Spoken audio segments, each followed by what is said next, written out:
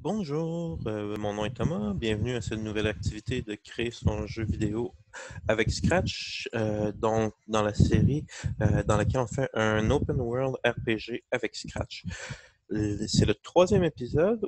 Lors des derniers épisodes, on avait vu la navigation dans le monde, donc le fait que mon monde est divisé en différentes sous-sections, chunks ou positions locales, si on veut. Donc, toute cette carte-là est divisée en sous-catégories qui ont des coordonnées qui commencent à 1, 1 en partant du bas et puis qui va jusqu'à 3, 3 ici. Donc, ça, c'était la navigation. Et puis, on a aussi créé des objets qu'on pouvait placer dans notre monde. Donc, si je démarre mon jeu, pour l'instant, je peux les placer avec X et Z ici, comme ça dans mon jeu, et ils vont rester, et puis ils vont seulement s'afficher lorsqu'ils sont dans la bonne section du monde. Donc, ce système-là va nous permettre d'avoir des objets persistants dans le monde, sauf que le problème qu'on a présentement, c'est que si je recharge le jeu, il n'y a aucun des objets qui est là. Donc, j'ai gardé aucune des informations d'une séance à l'autre. Aujourd'hui, ce qu'on va voir, c'est comment sauvegarder cette information-là. Et puis, dans un épisode subséquent, on va voir comment la charger lorsqu'on ouvre le jeu. Donc, plus exactement, qu'est-ce qu'on voudrait sauvegarder et sous quel format. Donc, si on regarde un petit peu ici le schéma que j'ai dessiné pour l'idée de sauvegarder, notre système de sauvegarde, en fait, nos objets sont des clones qui ont chacun leur variable locale. Donc, on avait vu qu'il y avait des variables locales, comme par exemple les positions de chaque clone. Euh, donc, sa position locale, sa position dans le monde. Et voilà. Donc, position locale, position dans le monde, son nom, son ID. Donc, c'est ça qu'on voudrait être capable de faire. Donc là, on a réussi à créer nos objets. Maintenant, on voudrait les sauvegarder, ces objets-là. Et puis, quand on parle de sauvegarder les objets, on parle de sauvegarder les informations qui les représentent. Donc, comment est-ce qu'on pourrait créer une liste d'objets dans laquelle on va avoir chacune des informations. Donc, l'objet 1 va contenir toutes les informations de l'objet 1, 2, ainsi de suite, jusqu'à ce qu'on arrive euh, à, à avoir tous les objets dans le monde. Et puis après ça, on va être capable de les charger. Donc, les charger, on a utilisé la liste temporaire. Donc, on va voir ça dans un autre épisode où on met toutes les informations dans la liste. Donc, vous voyez le nom de l'objet, son ID, sa position locale, sa position monde. Donc, on va vouloir créer une liste avec tout ça. Je vais cacher ça ici. Donc, c'est relativement simple à faire. Ce qu'on va faire, c'est qu'on va créer une fonction. Donc, on va aller créer un bloc et qu'on va sauvegarder, créer un bloc pour sauvegarder. Et puis là, on va passer les informations qu'on a besoin de sauvegarder. Donc, on commence par son nom, son ID, son X local, son Y local, son X monde et son Y monde. Et vous voyez que je les mets dans la même position, c'est pas nécessairement obligatoire, la même position que dans notre liste temporaire quand on crée nos clones. Et je vais l'exécuter sans rafraîchissement d'écran pour que tout le monde puisse le faire rapidement sans que je m'en rende compte. Donc, maintenant qu'on a ce bloc-là, ce que je vais dire, c'est que je vais dire à chacun de mes clones, quand ils reçoivent le message, là, on va créer un nouveau message. Donc, premièrement, on a charger niveau. Donc, charge niveau, ça fait changer la section du monde dans laquelle on est. On a le message départ qui fait démarrer mon jeu. On va envoyer un autre message pour sauvegarder notre jeu. Et quand ils reçoivent ce message-là, ils vont prendre leur variable, donc le nom que chaque objet a. Donc, ce sont des variables locales, donc propres à chaque objet. Le X local, le ID, le Y local, le X monde et le Y monde. Donc, toutes ces informations-là qui sont propres à chaque clone, on va les envoyer dans la fonction. Et maintenant, ce que je vais vouloir faire dans ma fonction, je vais vouloir que ça produise, que ça alimente une liste. Donc, on va aller créer tout de suite la liste d'objets dans notre monde. Ça va être la liste de tous les objets dans notre monde. Et puis là, ce qu'on va faire, c'est qu'on va s'assurer que la liste soit remplie avec les éléments de notre clone, donc les données. Et on va les séparer par des points-virgules. Donc, par exemple, je voudrais avoir le nom, point-virgule, le ID. Ah, c'est vrai, je ne peux pas modifier ici. Donc, point-virgule, ID, point-virgule, X, point-virgule, Y, point-virgule, X-monde, point-virgule, Y-monde, point-virgule pour terminer. Et je vais utiliser des points-virgules comme ça pour séparer parce que je n'utilise pas les points-virgules ailleurs dans mes noms, dans mes variables. Donc, ça va être facile après ça d'écrire un programme pour différencier les données et dire si c'est pas un point-virgule, alors c'est une donnée. Puis on va être capable de savoir on est rendu à quelle donnée en comptant le nombre de points-virgules. Et pour construire ça, ben, tout ce qu'on va faire, c'est qu'on va remplacer l'élément dans ma liste. Et quel élément? Ben, l'élément correspondant au ID de notre objet. Donc, l'objet 1 va aller dans le numéro 1 de la liste, l'objet 2, l'objet 3, etc., etc. Une fois que ça c'est fait, on va vouloir remplacer dans cette liste-là par le nom. Donc, on va vouloir mettre le nom, remplacer l'élément 1 par le nom, par exemple. Et là, ce qu'on va vouloir faire après, c'est remplacer le même élément par le nom qu'on vient d'y mettre, donc par l'élément ID de liste d'objets qui contient maintenant le nom.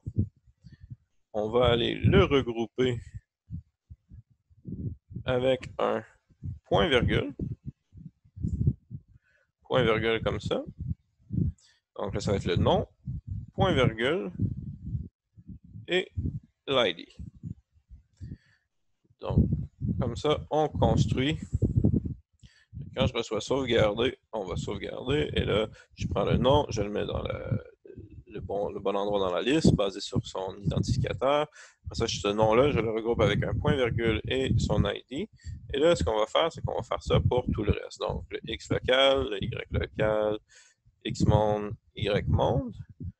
Et puis là, on va simplement avoir à ajouter les bons éléments. Donc, à chaque ligne de code, on va venir ajouter, concatener, qu'on appelle, c'est-à-dire ajouter à un string, à une liste de caractères, le point-virgule et la prochaine variable, comme c'est ici. Xmonde et YMonde. Et voilà. Donc, si je démarre mon jeu, je crée des objets, je devrais être capable d'envoyer le message sauvegarder. C'est ce que je voudrais, en tout cas, envoyer le message sauvegarder et que chacun de ces éléments-là soit ajouté à la liste. Et si j'essaye, je me rends compte que ça ne fonctionne pas. Ça ne fonctionne pas, alors essayons de voir pourquoi et ça va nous permettre de voir quelques techniques de débogage. Donc, la première chose que je remarque, c'est que effectivement, le code s'exécute, mais il n'y a rien qui se passe. Donc, on pourrait essayer simplement rentrer des valeurs aléatoires ici pour tester une théorie. Donc, ici, ça serait supposé être le nom, le ID, le X, le Y, X et Y monde. Donc, si je fais ça, je devrais le voir arriver ici. Et là, si je clique, on voit que ça ne se produit pas. OK? Le problème, en fait, c'est si on regarde le bloc ici qui dit remplacer l'élément. Donc, si je passe l'élément ID, par exemple l'élément 1, je voudrais remplacer l'élément 1 par ça. Mais je ne peux pas remplacer un élément qui n'existe pas encore. Donc, le problème, il n'est pas ici, parce que si, par exemple, je faisais la même chose, mais avec un élément créé, et là, on voit que l'information s'ajoute. Donc, le secret, ça va être de créer un emplacement vide de la liste. Et là, je vais simplement replacer les variables de chaque objet. Donc, ça va simplement être... Et là, je pourrais dire, quand j'appuie sur espace, on va sauvegarder. Donc, quand je crée la liste, quand je crée un objet, je vais vouloir ajouter un élément vide dans ma liste. Donc là, je vais supprimer la liste. Et l'endroit où je crée un objet, eh bien, c'est dans la fonction créer ici. Donc, quand je crée un objet, ici, j'ajoute 1 à mon nombre d'objets, mais je devrais aussi insérer. Et là, on va pas insérer, en fait, ajouter un espace vide à ma liste. Donc, ça va créer un espace vide à ma liste. Et puis, si je crée ces espaces vides-là dans ma liste, ben, je ne peux pas toujours recommencer mon nombre d'objets à 0.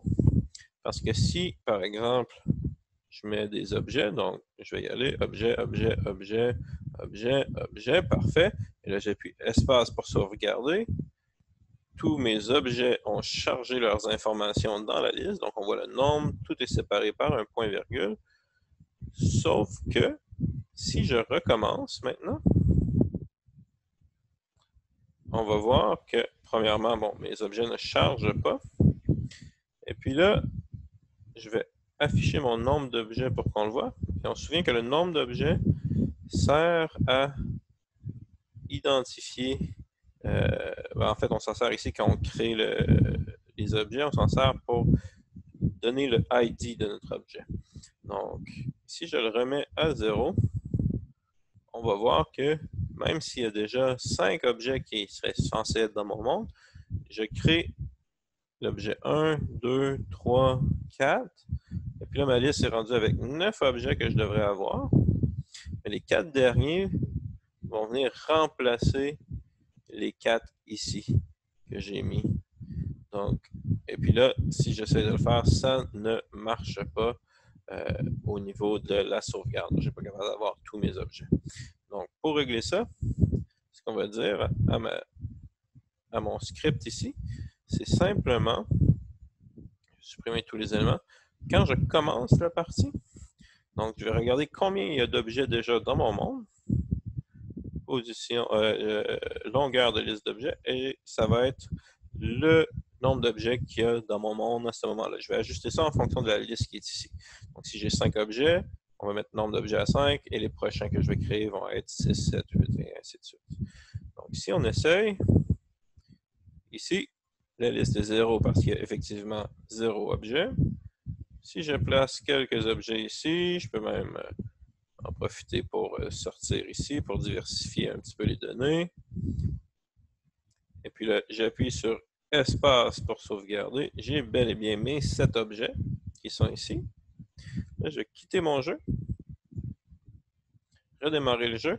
J'ai encore mes 7 objets ici qu'il va falloir que je charge. On va voir ça dans l'ordre du prochain épisode.